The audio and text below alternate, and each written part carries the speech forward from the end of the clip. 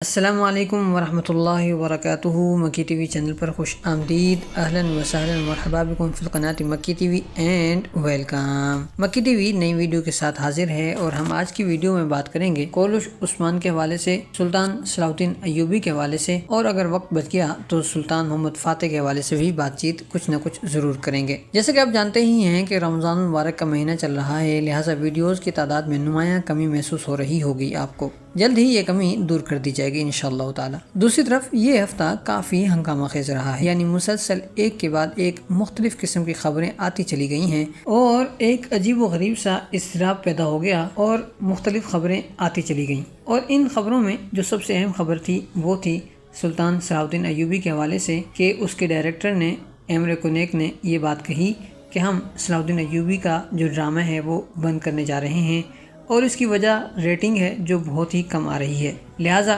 دونوں سیزن کی یعنی پہلے سیزن کی اور اس سیزن کی کل قسطیں جو بنے گی وہ بنے گی 55 یعنی 55، اور 55ویں قسط آخری قسط ہوگی اس ڈرامے کی، اور اس میں سلطان صلاح الدین ایوبی کو القدس فتح کرتے ہوئے دکھایا جائے گا۔ یعنی اس حوالے سے مسلسل کئی ساری خبریں آتی چلی گئیں کہ، اور پھر لوگوں نے بھی اعتراضات شروع کر دیے کہ تیسرا سیزن کیوں نہیں بنایا جا رہا اور بنانا چاہیے تھا۔ اور صحیح بات تو یہ ہے کہ لوگوں کی یہ بات بھی جائز تھی کہ آپ اتنی جلدی سلطان کو یا اس ڈرامے کو کیوں ختم کر رہے ہیں، جبکہ آپ نے ان کی آدھی زندگی تو ابھی دکھائی ہی نہیں ہے، اور جو آپ نے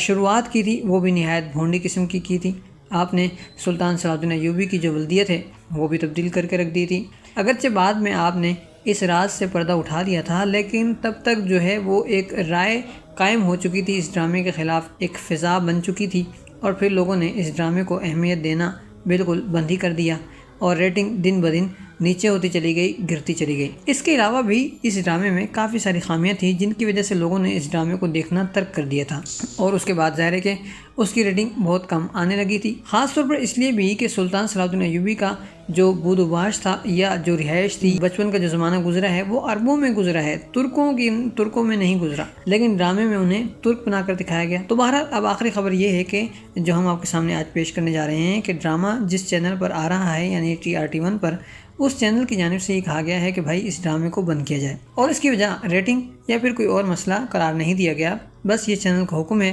لہٰذا اب اسے بند کرنا پڑ رہا ہے۔ اس کے علاوہ ایک اور یہ بات بھی سامنے آ رہی تھی کہ ایمرے کونیک جو ہیں وہ سلطان صلاح الدین ایوبی کے بعد ایک اور ترک سلطان سلیم یابوز کے اوپر ایک ڈرامہ بنانے جا رہے ہیں، مگر اب لیٹسٹ نیوز کے مطابق یہ خبر بھی جھوٹی ہے، اور ان کا آنے والا پروجیکٹ جو ہے فی الحال ظاہر نہیں ہے کہ وہ کس پروجیکٹ پر کام کرنے جا رہے ہیں۔ مختصر یہ کہ سلطان صلاح الدین ایوبی کی زندگی پر بننے والا ڈرامہ انتہائی مایوس کن رہا اور بہت ہی نامناسب انداز میں سلطان صلاح الدین ایوبی کو پیش کیا گیا، اور ان کی تاریخ کو بہت ہی کم بلکہ مسخ کر کے پیش کیا گیا، جبکہ ترک قومیت کو اور یہاں وہاں کے فضول واقعات کو بہت بڑھا چڑھا کر اور بہت زیادہ پیش کیا گیا، اور لوگوں کو اس سے بہت زیادہ مایوسی ہوئی، اور اسی لیے لوگوں نے اسے دیکھنا بھی ترک کر دیا۔ اگرچہ آنے والی خبروں کے مطابق 55 قسط آخری قسط ہوگی، لیکن اب تک یہ فائنل نہیں ہوا، اور آنے والے 2-4 دنوں میں یہ بات فائنل ہو کر سامنے آ جائے گی تو ہم آپ کے سامنے اس بات کو رکھ دیں گے۔ اور اب بات ہو جائے کولش عثمان کی، جہاں آنے والی قسط میں کافی سارا ایکشن اور سسپنس دیکھنے کو ملنے والا ہے، خاص طور پر اگر بات کی جائے گزشتہ قسط کے آخری منظر کی، جس میں ایسان بیگم فاطمہ خاتون کو اپنی تلوار کا نشانہ بنانے ہی والی تھی کہ عثمان غازی بھی کمان میں تیر چڑھا چکے تھے، اور یہ بھی ممکن ہے کہ ٹیکس کی جگہ انہوں نے جو صندوق وغیرہ جیسے کہ دوسرے ٹریلر میں نظر آ ہی رہا ہے، انہوں نے ایسان بیگم کے سامنے رکھا ہے، تو اس میں یا تو اولوگان کا سر ہے یا پھر اور کسی اور انسان کا یا کسی کمانڈر کا سر ہے۔ ایسا ممکن ہے کہ وہ جو ہزاروں آ رہے ہیں نوکر یعنی منگول، تو ان کے جو کمانڈر ہے اس کا سر ہو سکتا ہے کہ اس میں ہو، اور کہا گیا ہو کہ یہ رہا تمہارا ٹیکس اور لے لو، تو یہاں سے اور عثمان غازی اور ایسان بیگم کے درمیان میں کھلم کھلا جنگ شروع ہو جائے گی، جبکہ اس سے پہلے یہ دونوں اپنے اپنے دائرے میں رہ کر یعنی چھپ چھپا کر سازشیں کر رہے تھے اور چھپ چھپا کر قدم اٹھائے جا رہے تھے، مگر اب سب کچھ ظاہر ہو جائے گا اور کھلم کھلا لڑائی شروع ہو جائے گی، اور اس لڑائی کے لیے ایسان بیگم کوشش کرے گی کہ عثمان غازی کے ساتھ جو ترکمان سردار کھڑے ہوئے ہیں وہ انہیں توڑے اور اپنے ساتھ شامل کر لے، لیکن عثمان غازی اپنی جانب سے جو چیلنج چلیں گے ان کے ذریعے وہ ایسان بیگم پر بھاری پڑ جائیں گے۔ یہاں ہم آپ کو یہ بات بھی بتاتے چلیں کہ عثمان غازی نے ایسان بیگم کو جو اپنے ہاں آنے کی دعوت دی ہے، اس میں ایک مقصد یہ بھی شامل ہوگا کہ ایسان بیگم کی آنے کی اصل جو مقصد ہے آمد کا وہ پتہ لگایا جائے، اور بات چیت میں ظاہر ہے کہ ممکن ہے کہ احسان بیگی کے منہ سے کوئی ایسی بات نکل جائے جس کی وجہ سے عثمان غازی کو یہ اندازہ ہو جائے کہ دراصل یہ شخص یا یہ شخصیت یہاں کیوں آئی ہیں۔ کہانی کا دوسرا حصہ بالا خاتون اور حلیمہ خاتون کے ساتھ ساتھ صوفیہ خاتون پر چل رہا ہے، یعنی یہ تینوں اس کا مرکزی موضوع ہیں، اور آنے والی قسط میں اس حوالے سے کافی سارے قدم اٹھتے ہوئے نظر آنے والے ہیں۔ خاص طور پر گزشتہ قسط کے آخری منظر میں بالا خاتون اور صوفیہ آمنے سامنے آ گئی تھیں، جبکہ علاؤالدین اور گونجا انہیں بچانے کے لیے آ پہنچے تھے۔ تو یہاں اب ہوگا یہ کہ لڑائی ہوگی، اور اس لڑائی میں جہاں بالا بچ جائے گی وہیں صوفیہ فرار ہونے میں کامیاب ہو جائے گی، اور پھر اس کے بعد ان لوگوں کو وہاں سے ایک سراغ مل جائے گا اور علاؤالدین اور گونجا بھیس بدل کر آگ شہر کے قلعے میں داخل ہوں گے، اور انہیں یہ پتہ چلے گا کہ کوئی ایک راہبہ ایسی ہے جو ان کی بیٹی کو یا ان کی بہن کو جانتی ہے، یا پھر یہ بات انہیں پہلے سے پتہ ہوگی اور وہ اس راہبہ کی تلاش میں ہی آگ شہر کے قلعے میں اس کے لیے داخل ہوں گے، اس کی تلاش میں، مگر انہیں وہاں یہ پتہ چلے گا کہ وہ راہبہ فلاں چرچ میں موجود ہے، لہٰذا یہ لوگ اس چرچ کی طرف روانہ ہو جائیں گے، اور ظاہر ہے کہ صوفیہ کو بھی اس بات کا اندازہ ہو جائے گا، لہٰذا وہ اپنے کمانڈر کو حکم دے گی کہ اسے ختم کر دیا جائے۔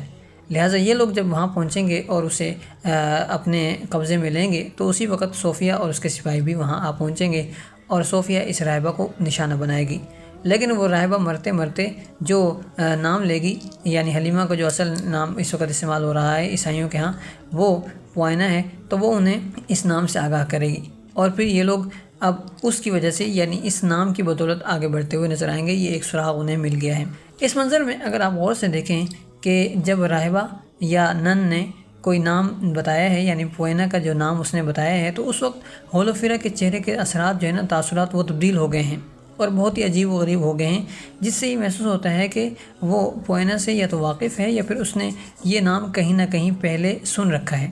اور یقیناً یہی چیز ہے جو آگے چل کر حلیمہ کے پتہ لگانے کا ذریعہ بنے گی یا پھر وجہ بنے گی۔ بالا خاتون ایک منظر میں، دوسرے ٹریلر کے ایک منظر میں مریم کے ساتھ نظر آ رہی ہیں، مریم بے ہوش ہوتی ہوئی نظر آ رہی ہے اور یہ اسے بیٹی کہتی ہوئی نظر آ رہی ہیں، تو یہ منظر تشویق کے لیے ہی یعنی سسپینس کے طور پر لایا گیا ہے، ورنہ ابھی تک اس راز سے پردہ نہیں اٹھا، نہ بالا کو پتہ چلا ہے کہ یہ میری بیٹی ہے اور نہ بیٹی کو پتہ چلا ہے کہ یہ میری والدہ ہے۔ ہمیں امید نہیں یقین ہے کہ ویڈیو آپ کو بہت پسند آئی ہوگی، لیکن اگر کسی قسم کی کمی رہ گئی ہے یا کسی قسم کی غلطی آپ کو محسوس ہو رہی ہے تو اسے رمضان مبارک کی مصروفیات کی وجہ سے آپ اس کو سبب سمجھیں اور اسے فی الحال نظر انداز کر دیں۔ بہت جلد ویڈیو آپ کی مرضی کے مطابق تیار ہوگی اور آپ کے مرضی کے موضوعات پر بات چیت ہوگی اور بڑی تفصیل کے ساتھ ہوگی۔ ملتے ہیں بہت جلد ایک نئی ویڈیو کے ساتھ۔ والسلام علیکم ورحمۃ اللہ وبرکاتہ۔